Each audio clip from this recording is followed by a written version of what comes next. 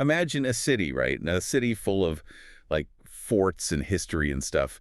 And then, like, right in the middle of it, there's this love triangle that just explodes. Oh, I know the kind you mean. A story that just grabs you, yeah. Exactly. So this happened in Gwalior back in 2019. And it all starts with, well, three people: Ankit, Riya, and Vikram. Ankit, he was a young engineering student, just 22, and head over heels for Riya. She was 20, in college too, but so different from him. I read that they're practically opposites. Ankit was like all intensity and deep feelings, maybe even a bit possessive looking back. And Riya, she was the outgoing type, always surrounded by friends. Yeah, and then Vikram comes into the picture. A little older, 23, an entrepreneur, pretty successful. And charming from what I gathered, confident too. Right, and, well, he and Riya, they hit it off, become good friends. But Ankit, he didn't see it that way at all. Makes sense. I mean, if you're already feeling insecure, a new person coming in close to someone you care about, it's gonna sting. Definitely. And I think it's like it wasn't even just about caring for Riya.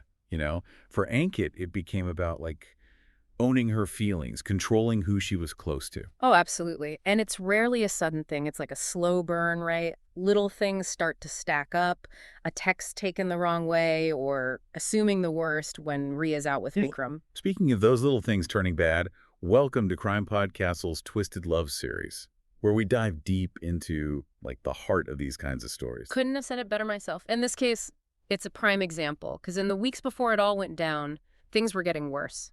Ankit and Riya fighting more, this like tension you could almost feel. Man, it's got to be rough to Yeah. be in that situation, everyone on edge all the time. And you know what's crazy? Some of their friends, they try to step in, help Ankit see what was happening. But sometimes when someone's so deep in that mindset, it's hard to break through.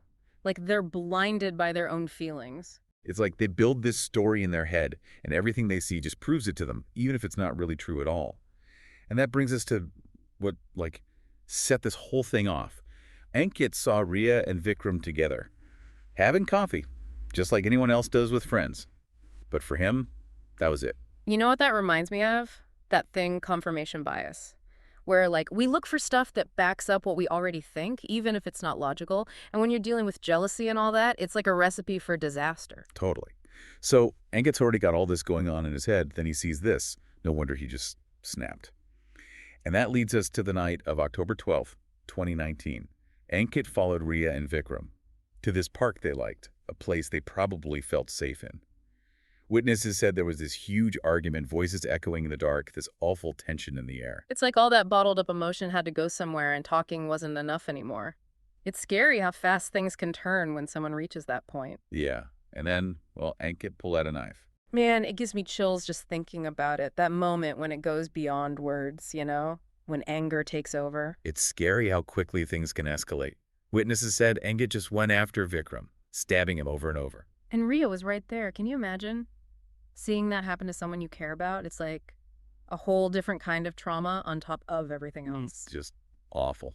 And she tried to stop it, tried to get between them, but she got hurt too. She was so brave, you know, to try and protect someone else in that situation, but it couldn't change what happened. It's just a mess. So Ankit, he takes off, leaves this horrific scene behind. People start coming over, trying to help, figure out what even happened. Someone calls the paramedics, but it was too late for Vikram. He died on the way to the hospital. Another life gone, a whole family left to deal with this. And it's all because one person couldn't control their anger, you know? It makes you think about how fragile everything is. Absolutely. The whole city was in shock. I mean, this wasn't just some news story. It was people everyone knew. And then, of course, the police had to figure out what went down. Must have been a tough case.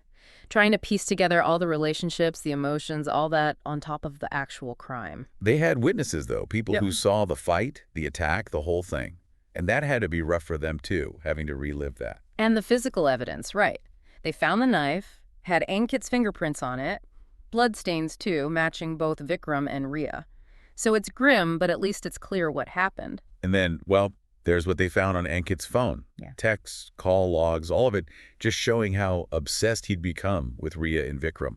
Threats, accusations, the whole 9 yards. It's like reading a roadmap of how he got to that point. It's crazy how technology, something meant to connect us, can be used for stuff like that. I mean, you can practically see him spiraling just from those messages. Yeah. So with all that evidence, it went to trial. And this case blew up. Everyone was talking about it. Love, obsession, all the dark stuff that comes with those feelings. I bet the prosecution had a field day.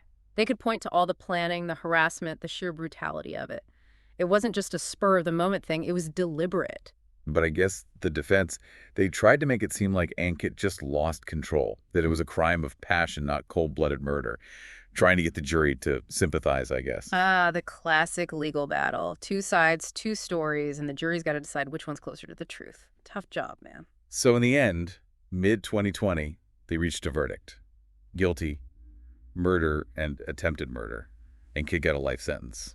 Sad ending all around. Yeah, it really makes you think. Was there something, some sign that could have tipped people off that he was capable of this? Was there any way to stop it? And, like, what's our responsibility as a society to address this kind of possessiveness, this toxic masculinity that can lead to violence? Big questions and not easy to answer. But I think it's important to ask them. This case, as awful as it is, maybe it can teach us something. Make us more aware so something like this doesn't happen again. It's sad. Vikram's gone, his whole life ahead of him. And Riya, even though she survived, she's got the scars, the memories. And Kit, he threw everything away in that one moment. It's like this whole chain reaction of pain, and it makes you think, like, is it too easy to just label Ankit as the bad guy? I mean, yeah, what he did was horrible, but there's got to be more to it than that. I get what you're saying. We all make mistakes, and sometimes emotions just take over. But the key is, like, learning to recognize those feelings before it gets to that point. Right. Like, if we can create a space where it's okay to admit you're struggling, to ask for help, maybe we could prevent some of this from happening. And that's what makes this case so tough. Like, looking back, were there signs, things that could warn people about Ankit? Could someone have stopped him? It's always easier to see it after the fact, right? But yeah, his possessiveness, the way he was getting more and more jealous, trying to isolate Riya from her friends, those are all red flags. It's like possessiveness isn't love, it's about control. What about, like, social media? Do you think that played a role? I mean, it can make things so much worse when you're already feeling jealous. Oh, for sure. It's all highlights, happy moments, perfect lives. Easy to get caught up comparing yourself, feeling inadequate. And for someone like Ankit, already insecure, yeah, social media could have pushed him over the edge. Makes you think twice about what you post, what you say online, and how easy it is to create a whole fake reality. We got to be smarter about how we use it, especially young people. It's not real life, it's just a curated version. So, as we're wrapping up this deep dive, what do you think are the big takeaways here? What can we all learn from this, from Ankit, Riya, and Vikram's story? For me, it's got to be those warning signs. If someone's getting possessive, controlling, trying to cut you off from everyone else, that's not love. It's toxic. And if you see it happening, don't be afraid to say something. Or even if you're the one feeling that way, reach out for help. Couldn't agree more. And remember, there are people who care. Resources out there. You don't have to deal with this stuff alone. This case, it shows us how love can go wrong, how powerful those emotions can be, for better or worse. And I think it's a challenge to all of us to be more aware, more compassionate, and to build relationships that are healthy, not harmful. Well said.